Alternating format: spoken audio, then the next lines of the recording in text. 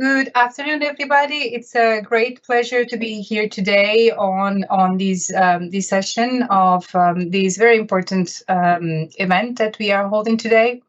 So the COVID pandemic has been the biggest challenge that many of us will encounter during our lifetime. There hasn't been a time where our own individual behaviors have been so instrumental to mitigate mortality at population level.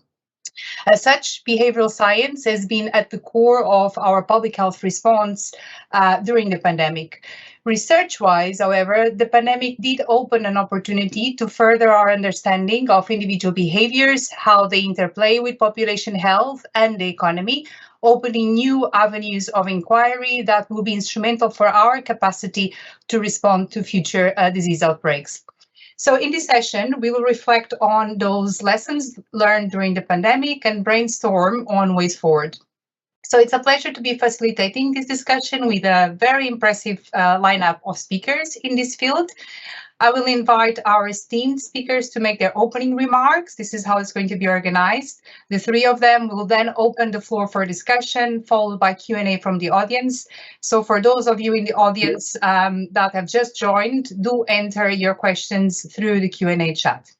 So without much further ado, our first speaker is Professor Dame Theresa Marteau, that is Director of the Behavior and Health Research Unit at the Clinical School at the University of Cambridge, and also an honorary fellow at the Christ College in Cambridge. Her research expertise includes the understanding of individual behaviors, as well as the design and evaluation of behavioral interventions for behavior change to improve population health, as well as actively and sustainably. Also on the acceptability by the public and policymakers of those interventions. She co-chairs the Lancet Chatham House Commission on Improving Population Health post-COVID and is a commission for the Eat Lancet 2.0.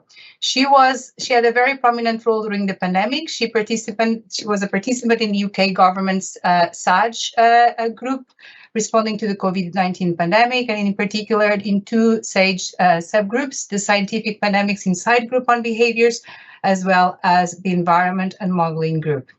So thank you very much, Theresa, for your time, and the floor is yours. Thank you very much, Marisa. Lovely to be here, part of this panel discussion. So I just want to start to underscore what you've said, that people's behaviour was absolutely key during the pandemic in determining the consequences, the health and economic consequences. So if people can cast their minds back to the beginning of 2020, when we engaged in the most extraordinary changes in our behaviour, cutting down our social contacts, washing hands, keeping physical distance from people in queues, and as the pandemic went on, wearing of face coverings, undergoing testing, and importantly self-isolating if found to be infected, and later on during the pandemic undergoing vaccinations.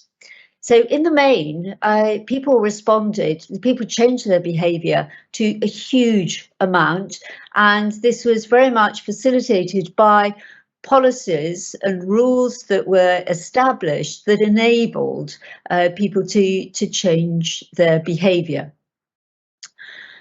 But there are two points to note. First, there was uncertainty in some of those behavioural responses because we didn't have good measures of them. We relied too much on self-report. And also we had suboptimal policies because they were implemented without robust evaluation plans.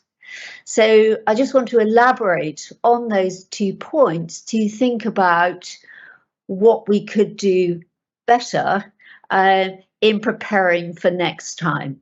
So I think the first thing that two changes. The first thing is to increase the capability and capacity of behavioural science and other population level sciences, and in particular for measuring behaviour in valid ways. And the second change is to strengthen the weak systems that we currently have for evaluating policies. So I'll just say a little bit more about both of those.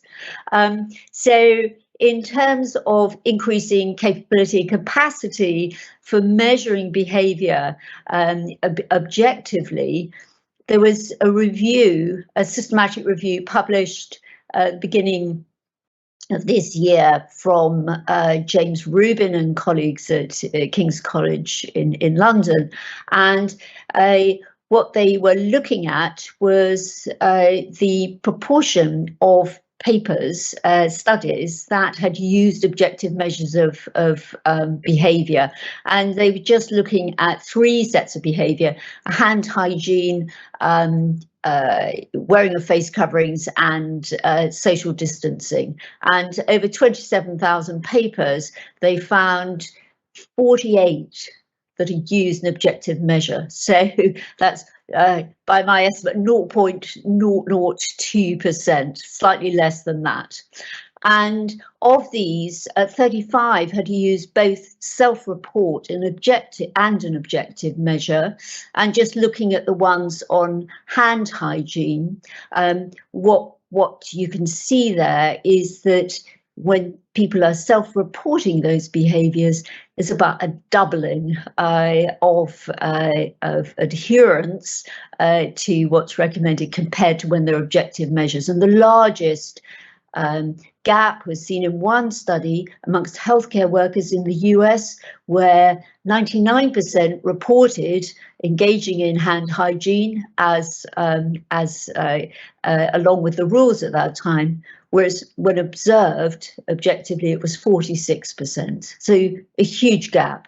And I'll come on to talk about self-isolation, and that was one of the behaviours for which there were almost no valid measures of what people were actually doing. So being able to develop and actually apply existing technologies for measuring behaviour objectively would certainly increase our responses, allowing us to refine our policies according to what people are actually doing rather than what they're reporting doing. So the second change that I think would improve our responses, both inside and outside a pandemic, is to strengthen what are, certainly in the UK, weak systems for policy evaluation. So we've got great guidelines that exist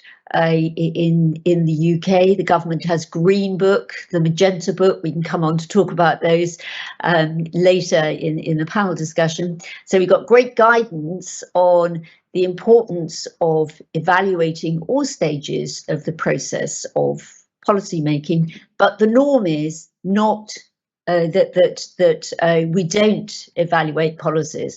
So the National Audit Office reviewed this in 2013 and 2021, and in 2021 they found that it was just around 8% of major spending projects in the UK had a robust evaluation plan built into it.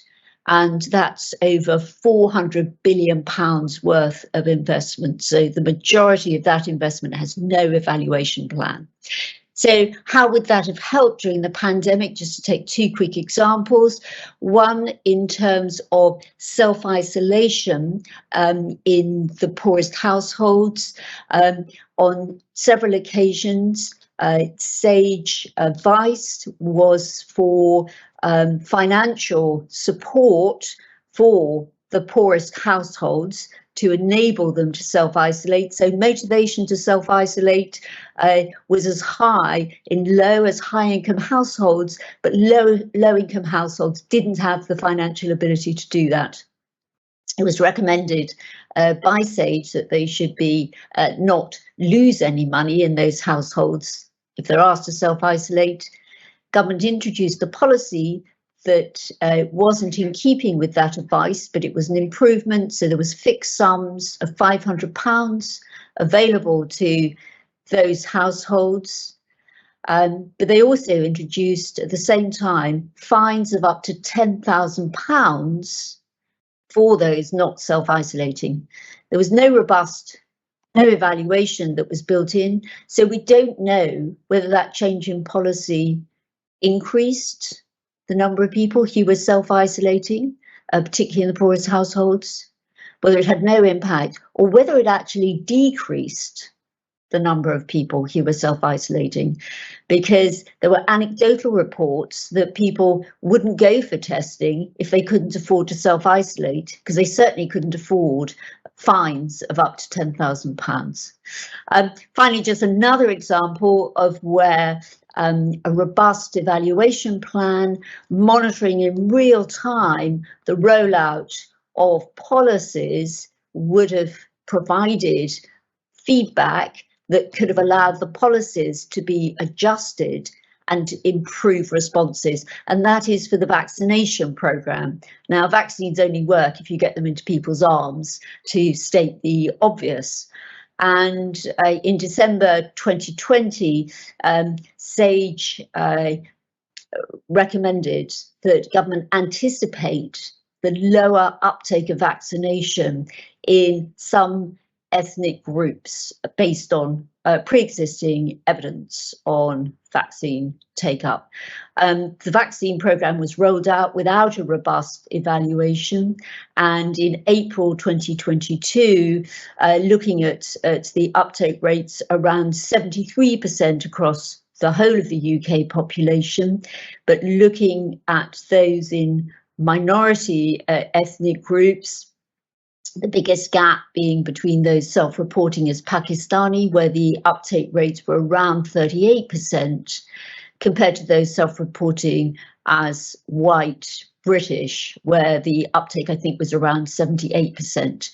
So in July 2022, the Public Accounts Committee called upon government bodies to urgently evaluate interventions to reduce that gap, something that had been recommended by SAGE 18 months before but hadn't been implemented. So those would be my two recommended changes, and I look forward to hearing what others on the panel suggest. Thanks very much. Thank you very much. Those are two very important points generally for any evidence-based policy, but also how research can actually contribute to broader societal impact. We'll come back to those, to your opening remarks during our discussion time. Let me now introduce our second speaker today, Dr. Matteo Galizzi, that is Associate Professor of Behavioral Science and Co-Director of the LSE Executive MSc in Behavioral Science, as well as the LSE Behavioral Lab. He's affiliated to the LSE Department of Psychological and Behavioral Science, and is the steering groups of the LSE Global Health Initiative, as well as of the LSE Behavioral Science Hub. Matteo's expertise is on behavioral experimental economics and working on randomized controlled trials and behavioral experiments in health and public policy. So, Matteo, welcome to provide your opening remarks. Thank you.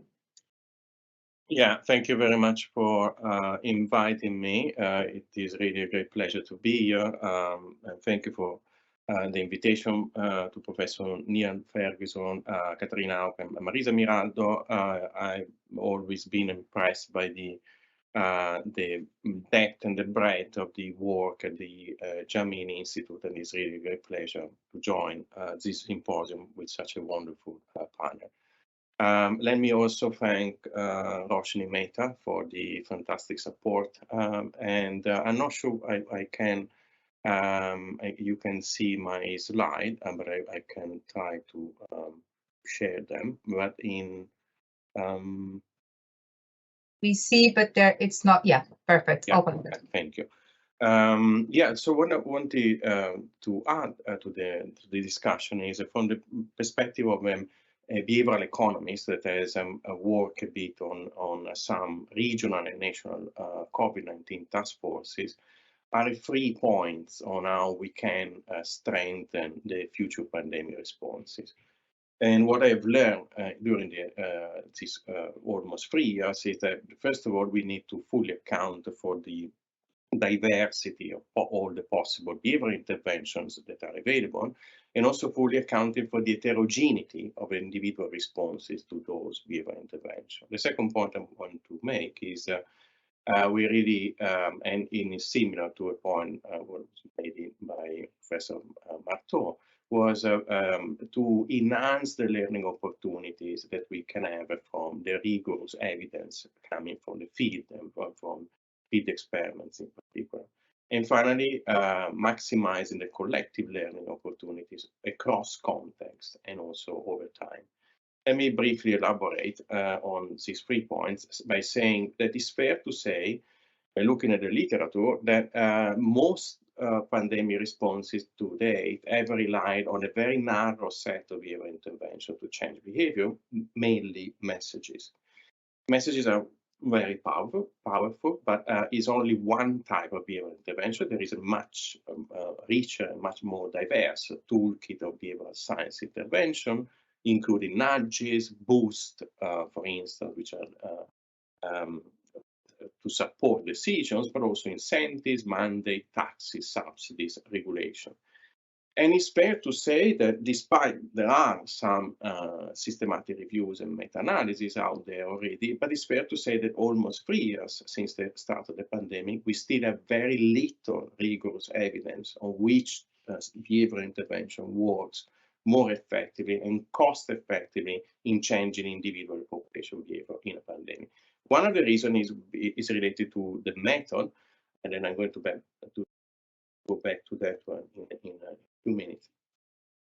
Related to that one, the design of most pandemic responses to date assume that actually people react to the behavioral intervention, to the message, for instance, in the same way. But in behavioral science, there is currently mounting evidence that individual responses are actually highly heterogeneous. And one thing that we are starting now recognizing that is the role of heterogeneity in behavioral economics, in behavioral science, in behavioral responses is key, to the point that some of the scholars are actually pointing to heterogeneity as the next revolution in behavioral science to make an impact in the impact of behavioral science. Heterogeneity explains, for example, if we consider 2 quite highly cited articles in Nature, why in the same country, the US, behavioral nudges to increase COVID-19 vaccination had worked in some of the states and didn't work in some of the other states, for example. Say actually the same messages that were sent by text messages did work in some of the states, but not enough. But heterogeneity is also crucial across individuals. I'm particularly proud of this piece of work with Marisa and Caterina that is studying for the first time how different people react to the same message, the same social norms nudge embedded in a message about the proportion of people around them that they get vaccinated. And we experimentally manipulated different proportion of the people around them that get vaccinated, and we find that there is quite an heterogeneous responses with a lot of people responding to proportion around them by also getting vaccinated. But after a certain threshold, some kind of a free riding kicks in, and people actually react by the information that 80% of the people get vaccinated around them by not vaccinating anymore. And we find that actually the people who are free riding or deciding to comply with the social norm is crucially led by their own individual and subjective perception about the social norms and the infection rates. Similarly, in a European funded project, we find heterogeneity in response to different messages to encourage COVID-19 vaccination. Heterogeneity both across countries, 8 different European countries, but also within countries, with the role of trust in government, trust in science, being some very key determinants. The second point I want to make is that actually it is also fair to say that virtually no randomized control trials have been implemented to date by policymakers. Very few. Very few field experiments have been conducted by policymakers or by the people working with the policymakers to test rigorously different behavioral intervention in an experimental setting.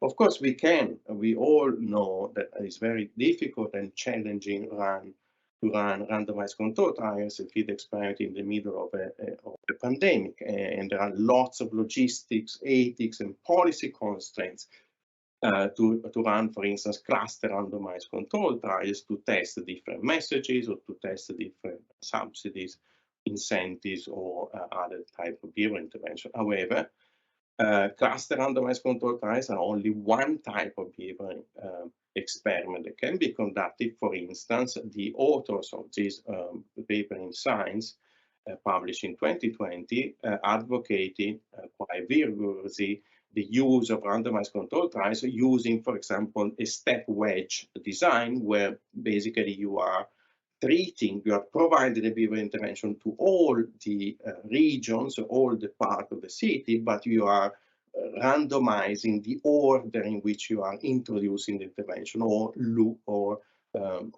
removing the restriction, for example. That would have been very useful to learn something about the effect of the behavioral intervention. And from this perspective, I think we have lost an opportunity to learn more from field experiment, from rigorous randomized control trials in the field.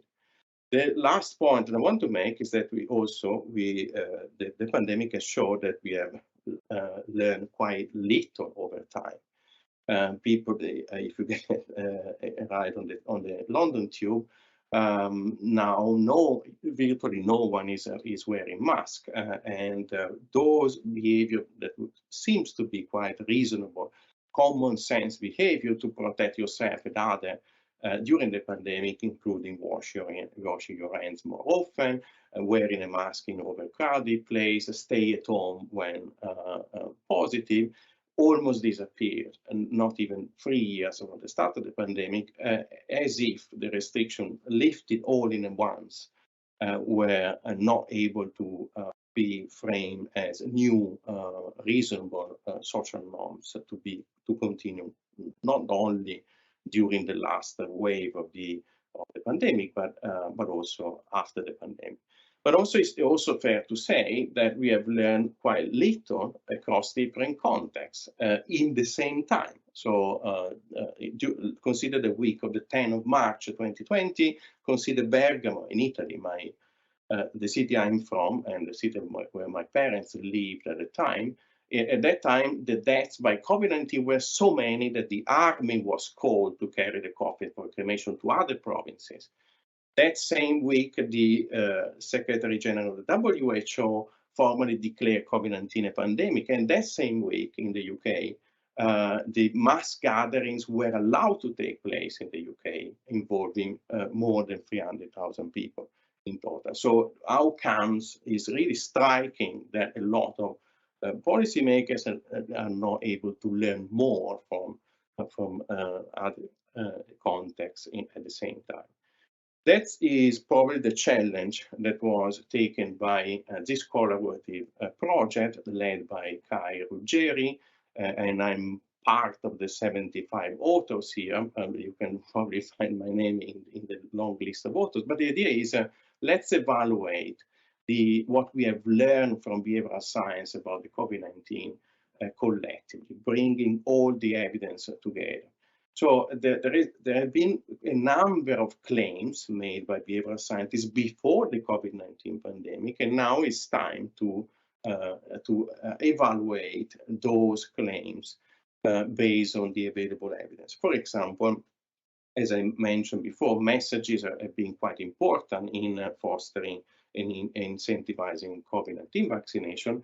The idea is, for instance, the messages that emphasize the benefit to the recipient should be persuasive to the people who are receiving those messages. Well, if you actually collecting and looking at the evidence collected so far, you find that, first of all, there are a lot of claims that have been made by behavioral scientists before the pandemic that actually provide no empirical evidence at all. And there has been a lot of quite a lot of claims that have not been supported at all by the evidence gathered after the pandemic. But also, some of the evidence collected show some positive findings. But interestingly, most of the empirical evidence comes in the form of online experiments or very small lab experiments. There have been very few applications tested in the real world in field experiments. Even fewer field experiments that have been repeatedly and consistently replicated across different countries. And most of them are actually providing very small or null results. And one of these results, for instance, that is has not been supported in real world application is the fact that receiving a message emphasizing the benefit to the recipient tend to be persuasive. There are a lot of experiments suggesting that, but the field experiment conducted in the real world then don't support that claim. So this is, I think, the future direction of behavioral science for enabling better pandemic response, larger collective evaluation of evidence to look at the evidence across the times, across different contexts. Thank you very much. Thank you very much, Matteo, for your contribution.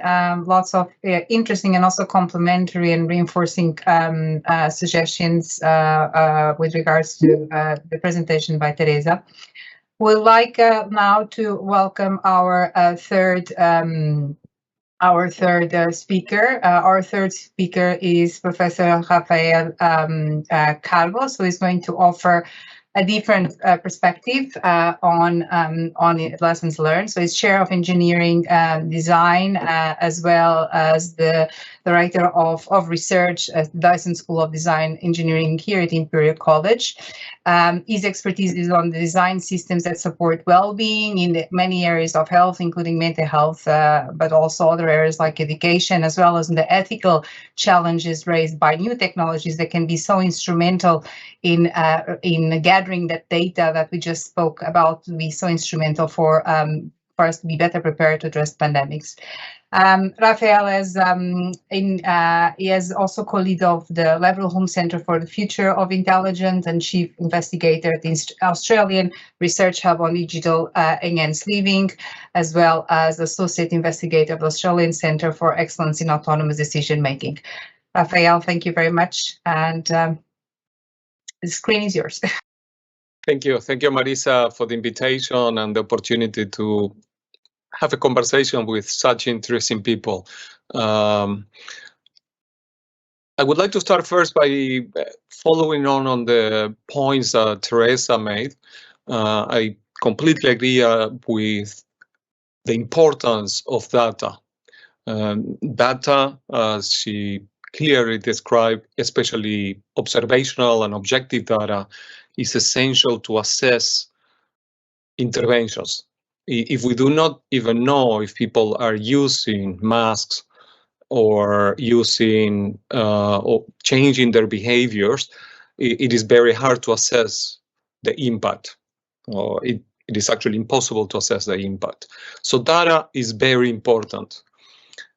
But I would like to follow on with a point that is not just important to behavioral scientists and policymakers and engineers like myself. It is also very important to users as well. Users care about their privacy. They care about the way that data is managed and used. So it is also very important when we are designing these surveillance technologies to be careful and take particular attention to justifying the motivation, the rationale for using these technologies. Otherwise, they create mistrust and they will end up with impoverished outcomes. People will stop engaging. They will find ways around the system, cheat the system, and so forth. I would say that data collection systems, behavioral analytic systems, can be thought themselves as behavioral interventions because they change the way that people behave and the motivations that people may have for behaving in a particular way. This is because they affect people's sense of autonomy. The research that Theresa mentioned about people of lower income or people of particular cultural backgrounds not engaging with certain interventions could be associated with their sense of autonomy. I think, and then Matteo commented on freedom, communicating freedom to people and how freedom was very valued. I think this is very closely connected to the sense of autonomy. And I think a well communicated intervention will help and motivate people by them feeling that they endorse the data collection. And when people don't endorse these systems that are recording their behaviors, they will create reactants.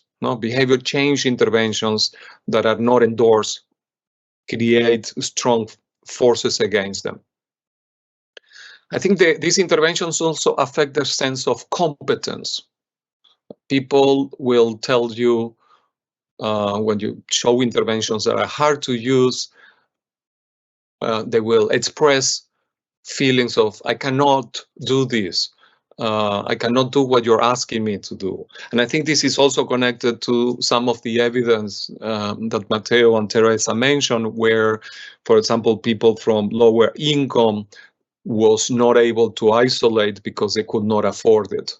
So the lack of competence, the lack of ability to be effective in that behavior meant that they disengage. They cannot engage because they are just not able, they are not competent, or they don't have the capability to do that. And on the other hand, fulfill all the other family duties, other duties they may have. The third thing, or the third type of effect, is, I think, the sense of relatedness.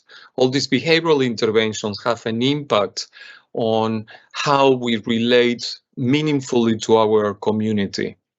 I think one of the maybe best interventions was the campaign around Protect the NHS, because it made people recognize how their behaviors will have an impact on something they value.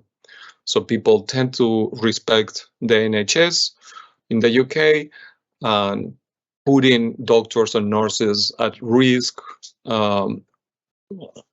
was a good message for feeling that sense of connectedness to people that are meaningful in our lives. On the other hand, if the intervention is not well thought, they can create divisions, or they can highlight a sense of distance between different groups in our society. And I think that's something that we are seeing increasingly. It's I think partially what drives a lot of the misinformation campaigns that are there. People feel that there's a different group to ours about which they don't care. So there is no meaning in the intervention because it's about protecting or following the rules of others.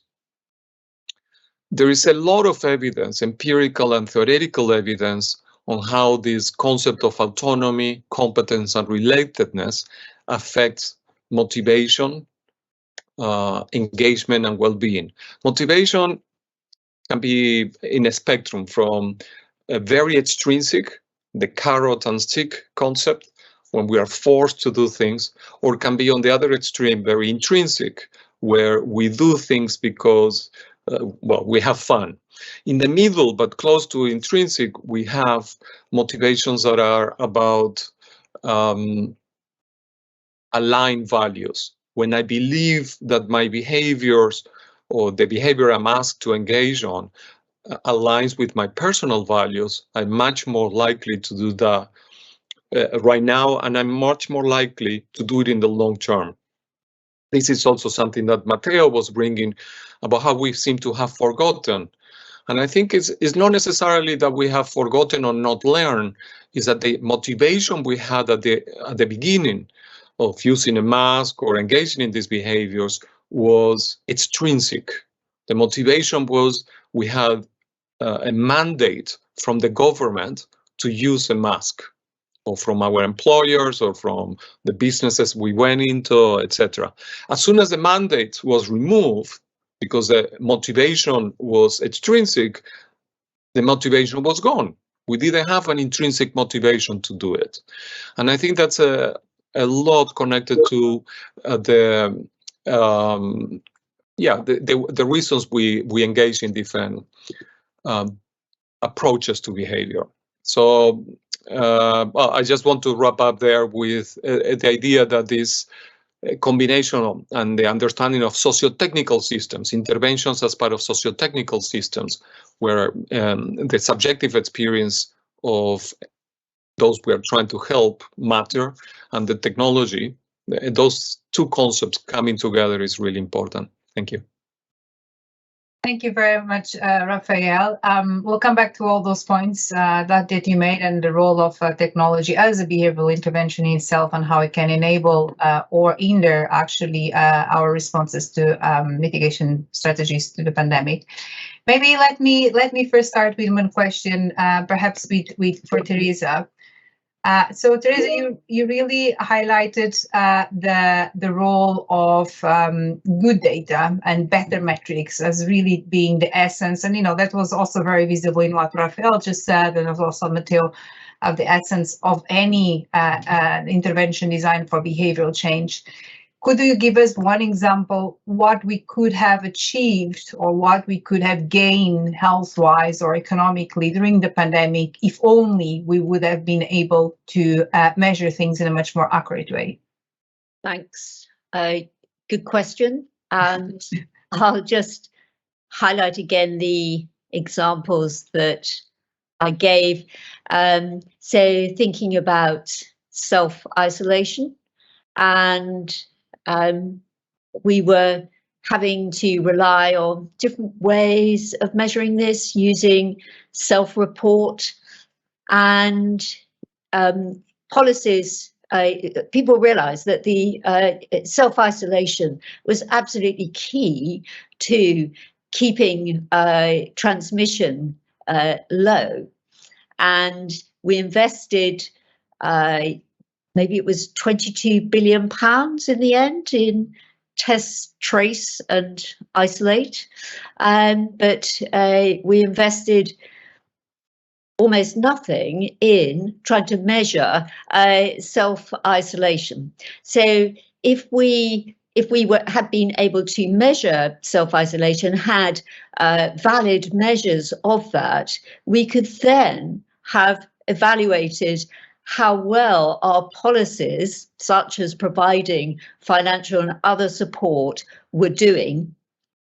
That would then have allowed monitoring in real time for the policies to be tweaked. So, for instance, my hypothesis is suggesting a fine reduces the chances that people will be tested and therefore self-isolate.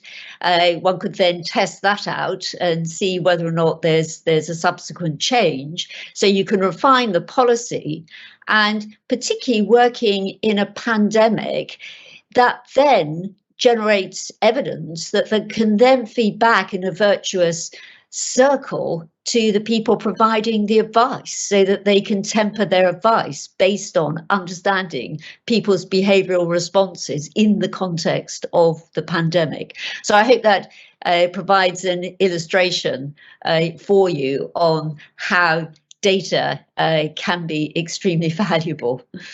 Definitely, and I think what I was trying to get at is, of course, better policy and better interventions and more informed, more evidence-based interventions will then lead to gains in population health and also in the context of the pandemic, better economic outlook. I don't know if Rafael or Matteo, you would like to add something more on that point, perhaps Matteo, related to that, on how important is the heterogeneity for you? You highlighted that, measuring how different people behave, but also react to interventions was of essence to design better interventions.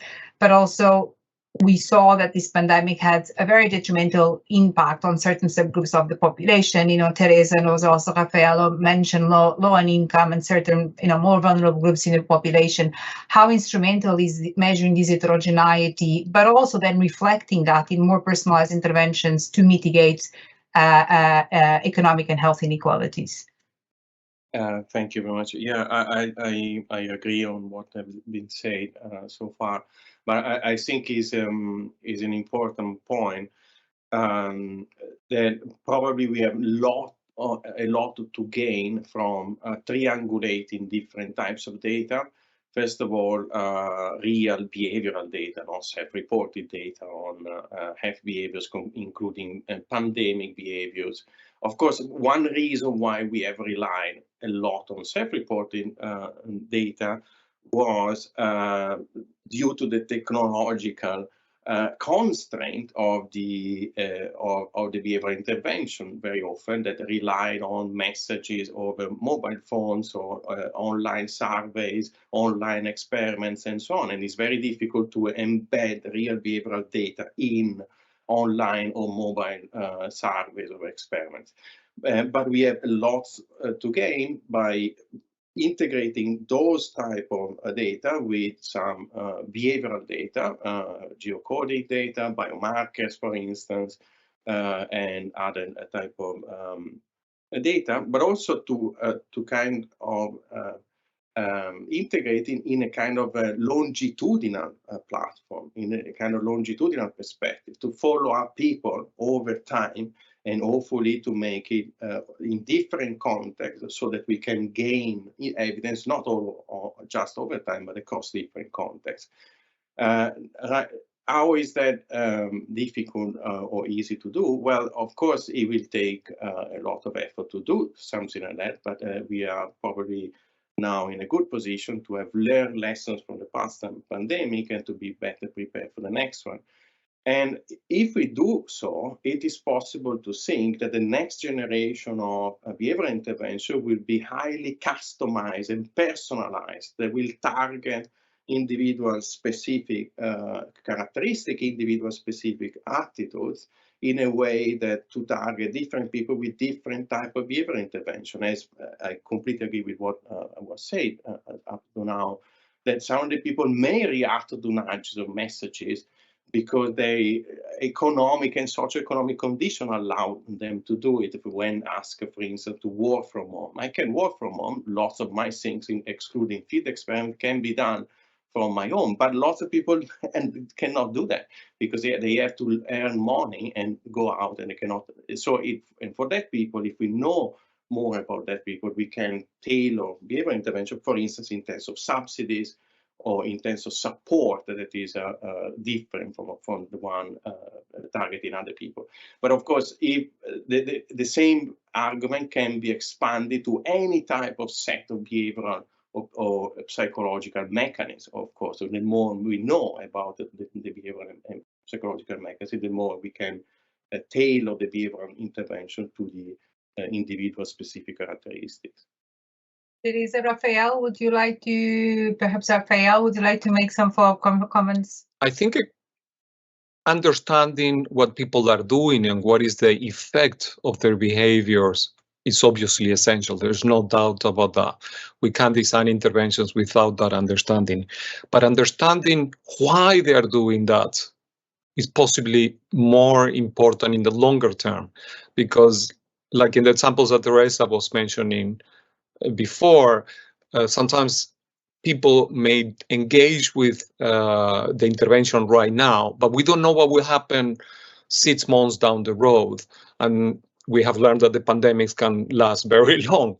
So while people might be willing to follow up some of these rules early on in the pandemic, 6 months down the road, or after the second lockdown, they're just not willing to do it anymore. Or the economic impact of doing so or forcing that might be too big for the country to support. I come from Latin America, and the economic impact that COVID has had is just enormous, right? The UK is very lucky in the economic position they are, well, relatively. So I think understanding the why people are doing things is really important to design successful interventions. Could I just come in there? So I agree that understanding why, but I want to push back a bit on thinking about these personalized interventions for two reasons. One, as I think Matteo and Rafael both mentioned, trust in government has been a variable that's been incredibly important in explaining differences in responses and death rates globally. And there is a digital divide, and there are many people who, as Rafael was alluding to, who don't trust these platforms. So we need to keep that in mind. The other thing, I think we need to be terribly careful not to fall into the fundamental attribution error trap, which is to attribute too much of our behaviour to what's inside our heads and ignore the external environment which shapes our behaviour, often without our awareness. So just to take the example of wearing face coverings, it is very interesting how that behaviour just leached away as soon as the rules stopped. But there, for me, is a really important set of data. It explains a huge amount of the variance in our behaviour. If there's a rule, when it's mandated, almost overnight, there was a doubling from around 30% of the population to over, well, more than a doubling, to over 70% who wore face coverings in public spaces. So sure, one might try to understand why that is the case, but what it tells us is, in the context of a pandemic, people will follow rules. So that's a really important observation. The other point that I think it comes out of what Rafael was talking about, and also Matteo, in terms, you talked about messaging a lot, Matteo, but I think that there's another phenomenon of the communication from leaders at government and state levels, and absolutely fascinating evidence that came out on the gendered nature of leaders and the interaction between the gender of the leader, what they were saying, how they were speaking, and the policies. So for those who aren't familiar with this evidence, right at the beginning of the pandemic, in the first few months, it became evident that I think 19 leaders of over 190 in the world were women, and the death rates in those countries were half that of the death rates observed in the countries that were led by men. So this is not a randomized controlled trial, but that pattern of result and trying to understand it, the policies, the rapidity.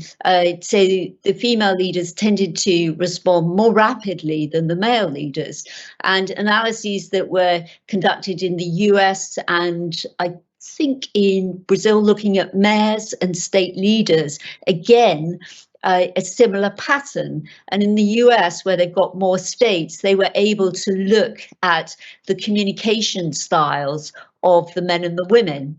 And even when it was the same policies that were being suggested, it was the style of the communication from those female leaders. So there's huge uncertainty still around that, but I think that shows that gives us some ideas of where we could start intervening and conducting some experimental studies. So my general inclination is to look where you're explaining a lot of the variants and follow the variants. Yeah, I think that's a really interesting point, because the word paternalistic comes from the male gender, right? And people feel their autonomy being hindered in paternalistic approaches, paternalistic messages. So that's totally true. And I also agree with you.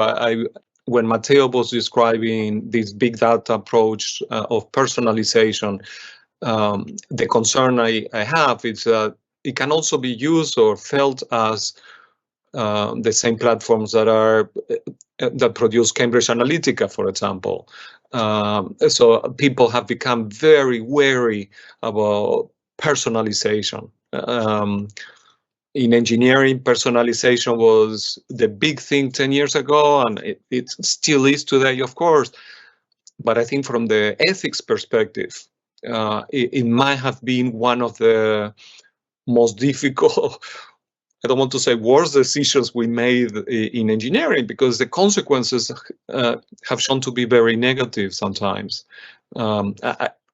Obviously, Matteo, there are many positive aspects to that, but it can become much more paternalistic. And another, besides the politicians, I think the fact that most engineers are male as well, I think also might have also connection to what you're saying, Theresa, because the paternalistic approach of engineers of pushing a technology, I think it's also gender. I think it's an interesting point. Thank you very much. I'll ask you for a closure remark in a while. I'll just like to give the opportunity of you replying to some of the questions that the many questions that have been posted in our Q&A. The first one, I'll pick up a couple just because we don't have much more time. But the first one is whether there is any research that evaluated how policy changed according to people's behavior during the crisis. So was there any? Was there any adaptive policy change in reaction to people's behavior? I think the question was about trying to understand better the connection between public policy and observed behavior. Who wants to go for that? Maybe Theresa? I'm not sure. I mean, lots of things happened over time, and I'm not aware that policies were made in response to behaviour. So I don't know. Interesting question. I'll reflect on it. The others may have a view on this. I think this question really underpins what you've been saying, also Matteo, about we need to learn as we get along. What we know today won't be the learning across time, but also the learning across geographies and environments, as you were saying, both Theresa and Rafael, that really shape behaviors that shouldn't, that should be a factor also in decision-making, public decision-making. Maybe, Matteo, do you want to make a comment on that question? Yeah, no, thank you. It's a very interesting question. I don't have an answer either, but I think again the main reason is that very often there is a lack of an infrastructure to learn from from past behavioral intervention, and now that feedback into individual responses. There is a lack of infrastructure because there is clearly no longitudinal infrastructure that is available to policymakers and researchers to make that inference, and even less so in an international, in a cross-country perspective. So I think behavioral scientists, the one embedded in behavioral units in the different governments and international institutions, have made a lot of effort in facilitating the communication between the behavioral units across different governments and international institutions, but there is a lot more that we can do. For instance, to test in exactly the same intervention in different settings, exactly in the same time, and then learn more from this type of evidence. But again, I'm not aware of anything that is a good example of that. Okay, thank you very much. We are really at the end of our session, and I'll just like to make a bit of a wrap up. And so I think what we've learned is that we really need better data. Better data is of essence to also measure not only how different types of people behave, but also to identify a more diverse set of behavioral instruments for behavioral change. The other thing that I think came across today is that those set of instruments and whether they're going to be effective in behavior change, largely, it's not what Theresa said. I like your expression. It's not in our heads necessarily, but it's also about the environment. So it's really context specific. And there lies the challenge, right? So how can we collect better data, design better interventions when there's so many complex things that impact behavior? And I'd like to leave you just with ask you one very brief comment of the following. A lot of what Jameel does is not only fantastic research, but is also generating insights for policy making, and not at the global scale. So it's not the UK only. And we see a lot of good and bad learning across different countries and governments. And you gave some examples of that, Matteo, but there are many other examples. What are the transferable learnings across different countries that should be signposts, by international organizations, for example, WHO or others alike?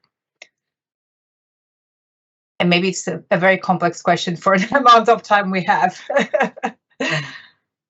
So are you asking each of us just finally to comment on that? Just concluding remarks on that.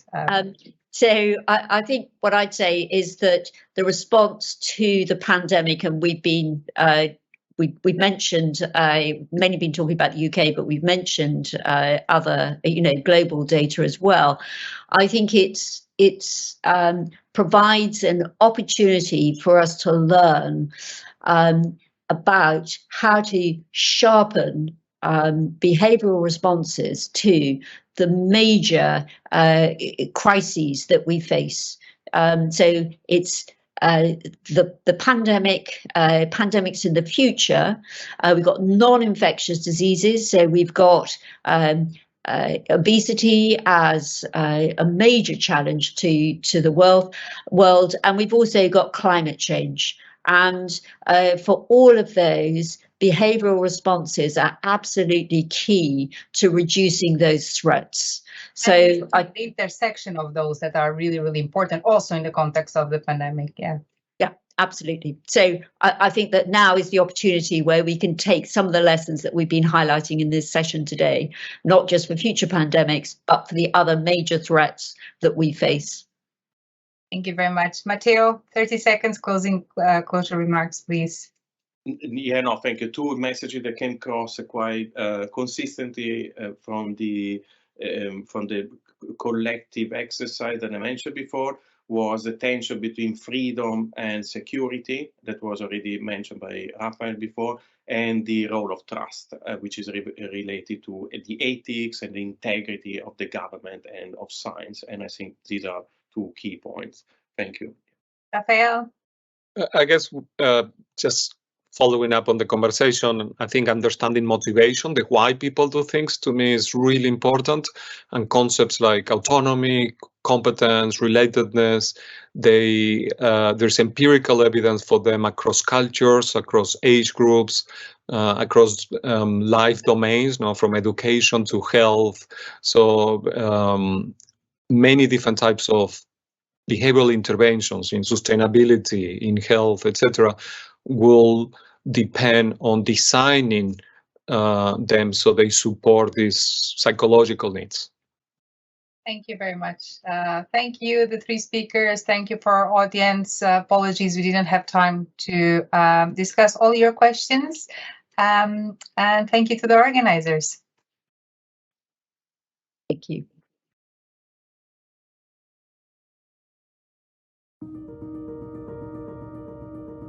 The Institute is founded to respond to the most critical health threats the world is facing. I think of the Institute as a hub within a hub. And so, of course, we have a lot of scientific expertise within the Institute, but we also benefit from the partnerships that we have with the college more broadly, with the expertise that we have, but also the collaborations across the world.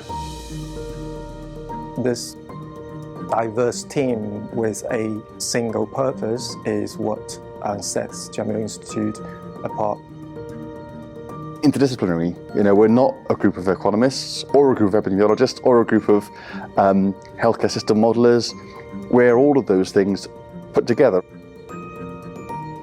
The Jameel Institute are experts in a wide range of areas, not just infectious disease epidemiology, but also non-communicable diseases, environmental health, and health economics. Using modern data analytics and the tools associated with that to find optimal solutions with partners to some of those threats, both emergencies like pandemics, but also the diseases which affect humanity for longer time periods. So far we've absolutely done that during the COVID-19 pandemic, and what's exciting is what we now do next. Well, I think the Institute was on the forefront in what has actually been a transformation in the way we do population health. The pandemic forced all of us to be more responsive, to be faster, to develop new methods of doing research, of communicating it, and really ultimately to guide decisions and responses. We were among the first institutes worldwide to recognise the scale of threat and indeed quantify what risk COVID-19 posed to the world. And so we've been working throughout with governments around the world, with partners in both academia and in the public sector and private sectors, to use the tools we develop of mathematical modelling, data analytics, to both understand the spread of the virus, but also inform control measures and the application of things like vaccines. Having a team of people that have been so closely involved with the work throughout this period means that we can apply the lessons we've learned here to future disease outbreaks and make sure that the information we've gained from this pandemic is appropriately applied in our future responses. So as we are hopefully beginning to move out of the immediate COVID crisis, we will focus our energy on, of course, still outbreak response. I mean, there are other diseases that are continuously threatening population health, such as Ebola, but we will be moving more towards pandemic preparedness, for which we understand as something very broad, encompassing in improving the resilience of populations, particularly the most vulnerable populations, to deal with health emergencies, be they epidemics or other disasters. Our team, particularly working on infectious diseases, but also looking at different changes in extreme weather, will really play a key role in how we as a society and a world move forward. I enjoy the science, but also I think something that's very specific to what this institute does is translating the science into something that is really useful to improve the quality of life of people worldwide. So yes, I really enjoy what I do, and I hope I continue doing it for a long time.